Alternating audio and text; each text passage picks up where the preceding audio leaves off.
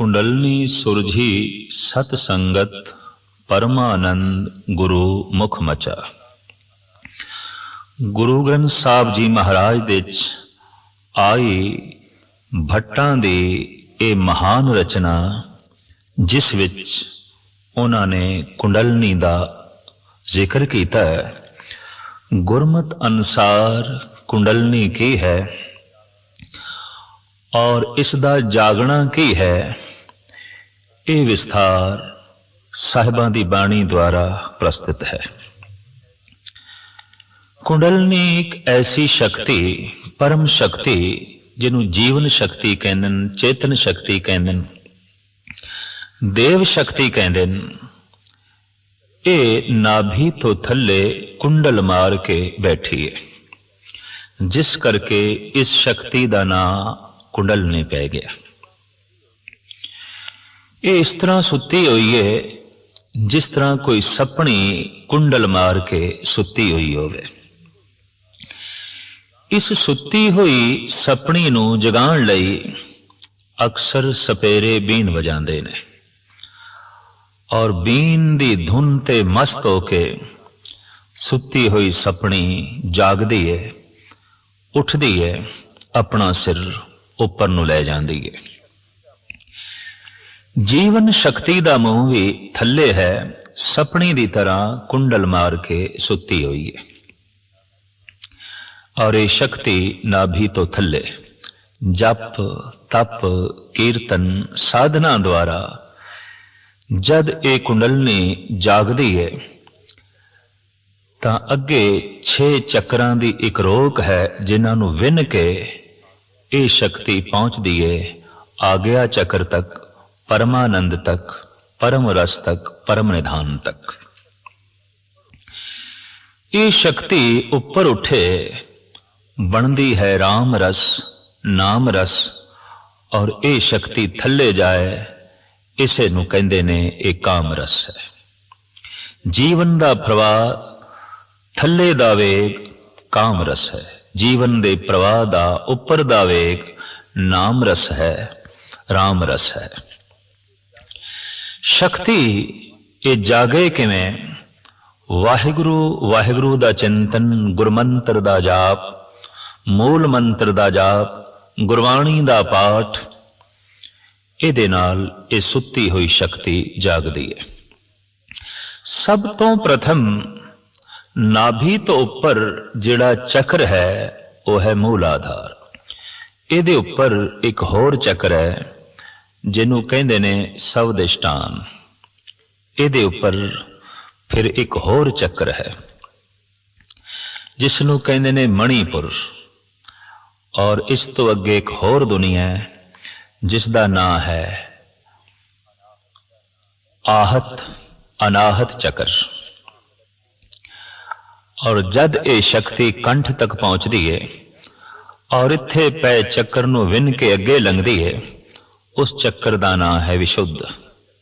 सब तो अखीरला चक्र है आज्ञा चक्र। इंज कह लो अध्यात्मक मंडल दे ये पड़ाव ने जिथों लंघ के जीवन शक्ति नूं उपर जाना पैंदा है, परम धाम तक पहुंचना पैंदा है, परम आनंद तक पहुंचना पैंदा है। मनुख एक शक्ति है, जीवन एक शक्ति है और शक्ति रस दी प्राप्ति कर सके इस तरह की उसके अंदर तीव्र इच्छा है। रस थल्ले भी है, रस उपर भी है, रस लोक दा भी है, रस परलोक दा भी है, रस शरीर दा भी है, रस आत्मा दा भी है, रस संसार दा भी है, रस निरंकार दा भी है, रस थल्ले दा भी है, रस उपर दा भी है। पानी दा वेग थल्ले अपने आप जांदा है, जीवन शक्ति भी थल्ले अपने आप जांदी है, किसी प्रेरणा की लोड़ नहीं। मनुख नूं कोई प्रेरणा देण दी लोड़ नहीं भी तू क्रोधी बन जा, लोभी बन जा, कामी बन जा, बेईमान बन जा, झूठा बन जा, ये अपने आप बन जाता है।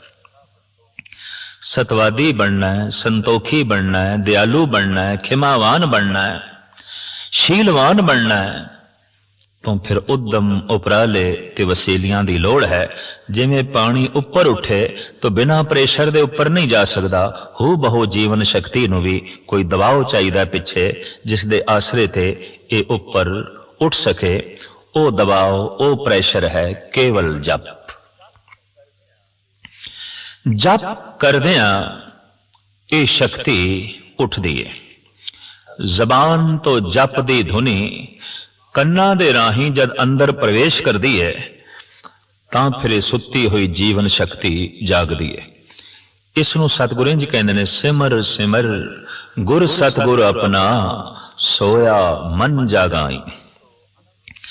अनंत काल तो अनंत जन्मां दे साडी जीवन शक्ति सुत्ती ही रही है।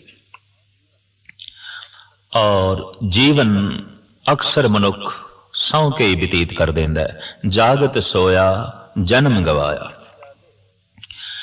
ये शक्ति जागे उपराले ने सतसंग ते जप। और जैसे शक्ति ऊपर उठदी है, मूलाधार चक्र नूं विन के ऊपर उठदी है, तो मनुख दी काम वासना समाप्त हो जाती है। मनुख दे काम रस दे कोई रुचि नहीं रहिंदी, क्योंकि काम दा थल मूलाधार तो थले है ते शक्ति मूलाधार तो ऊपर उठी। और ऊपर उठदियां ये वासना खत्म हुई। प्रार्थना दा जगत शुरू होया, वासना दा जगत खत्म होया। लेकिन सिर्फ वासना ही मिटी है, सिर्फ काम रस दे च ही रुचियां घटियां ने। अजे परम निधान परम आनंद की प्राप्ति नहीं हुई। जिन्हां दी जीवन शक्ति मूलाधार तो भी ऊपर नहीं उठती, देखण दे चाया भावें उन्हां दी उम्र 80-90 साल दी ही क्यों ना हो जाए, काम वासना उन्हां दी समाप्त नहीं होंदी। ये वासना उन्हां दे अंदर बनी रहिंदी है। पुंडर केस कुसमते धौले, सपल पताल की बाणी, लोचन सर में बुध बल नाठी, ता काम पावस माधानी। भगत लोचन जी महाराज दा कथन।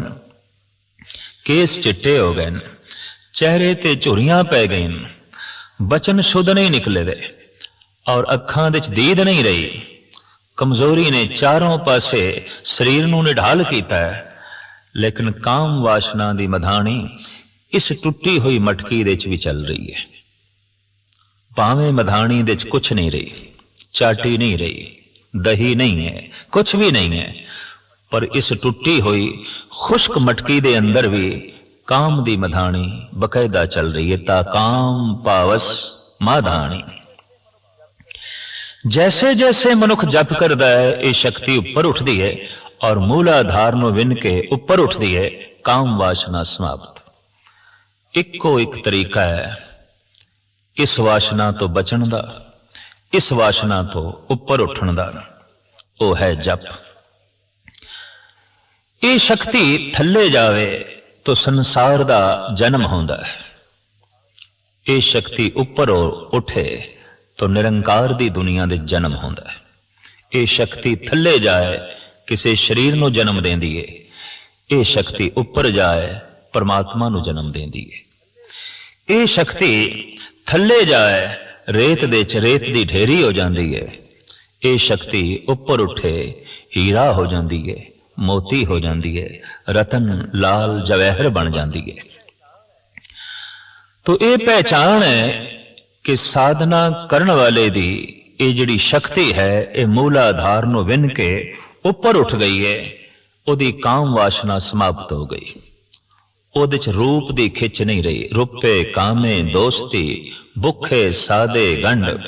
हुण रूप नूं वेख के वो अरूप दे दर्शन करेगा। सतगुरु कहंदे ने, रूपवंत होए नाही मोहे, प्रभ की जोत सगल घट सोए।